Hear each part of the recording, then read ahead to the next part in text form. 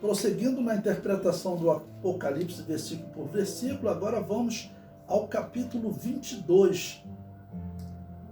Capítulo 22, o versículo 1. O rio puro da água da vida. E mostrou-me o rio puro da água da vida, claro como cristal, que procedia do trono de Deus e do Cordeiro. O comentário nos diz: o Apocalipse apresenta muitos símbolos para descrever a atuação da Trindade.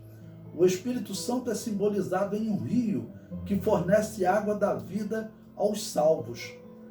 Muitos defendem a Nova Jerusalém como uma cidade material e não espiritual, mas o apóstolo Paulo deixou claro que herdaremos coisas que não são conhecidas no nosso mundo. Esse versículo aqui, eu considero ele fundamental para nós entendermos essa simbologia, ok? Porque ele diz, veja, mas como está escrito, as coisas que o olho não viu, ou seja, eu não vi ouro, ou eu vi ouro. Bom, eu vejo ouro, então lá não pode haver ouro. O que tem lá eu nunca vi. Parece até contraditório, né? O que tem lá eu nunca vi, e ao mesmo tempo diz que tem ouro lá. É um símbolo, o ouro é um símbolo. O que existe literalmente o apóstolo Paulo descreve aqui.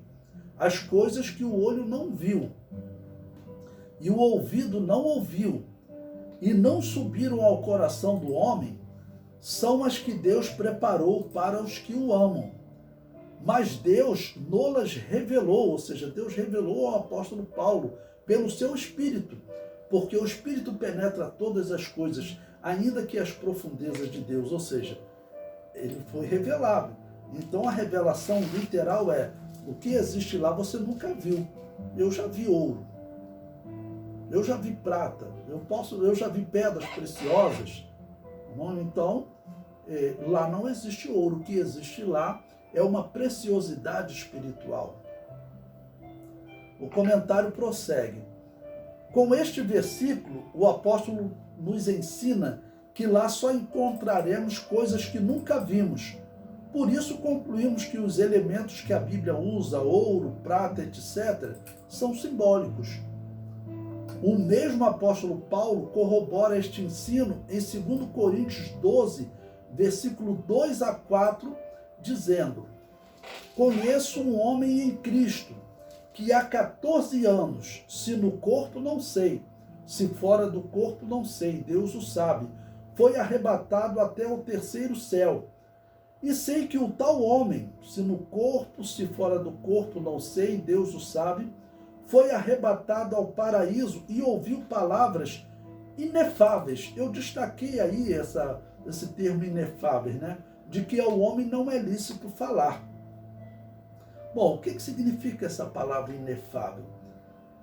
Eu comento. Este texto fala de um homem que foi ao terceiro céu e que o apóstolo Paulo diz que ele ouviu. O que ele ouviu? Ele não ouviu falar de ouro ou outra coisa preciosa. Não. Ele ouviu coisas que o apóstolo definiu como palavras inefáveis. Esta é a parte do texto que mais nos interessa. O termo grego, que a versão corrigida traduz como palavras inefáveis, também pode ser traduzido como segredos divinos ocultos aos seres humanos, ou ainda indizível. O dicionário do Novo Testamento grego nos diz isso. Também sagrado demais para ser falado. Russell Norman Champlin ainda nos dá as seguintes explicações: elocuções impronunciáveis ou coisas ditas que não podem ser ditas. Ou seja, eu não posso reproduzir aqui na linguagem humana. Algo sagrado demais para ser repetido, motivo pelo qual Paulo não nos prestou a informação sobre o que ouvira. Literalmente, algo que não se presta para ser expresso pela linguagem humana.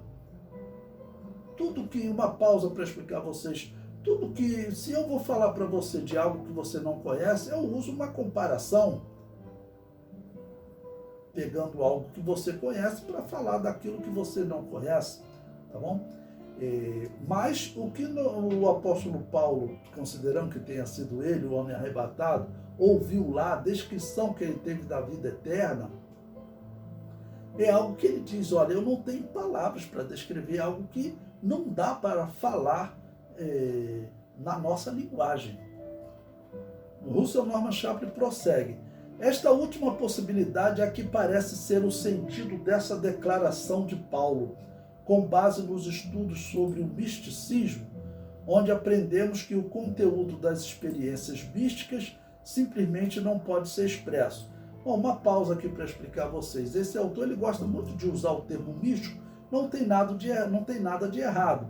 Eu evito porque algumas pessoas podem confundir, né? Místico significa o sobrenatural, o espiritual, aquilo que é diferente do físico, tá bom? Então, tudo que é mundo espiritual é místico, ok? O texto prossegue. Uma das características comuns das experiências místicas é a sua natureza inefável.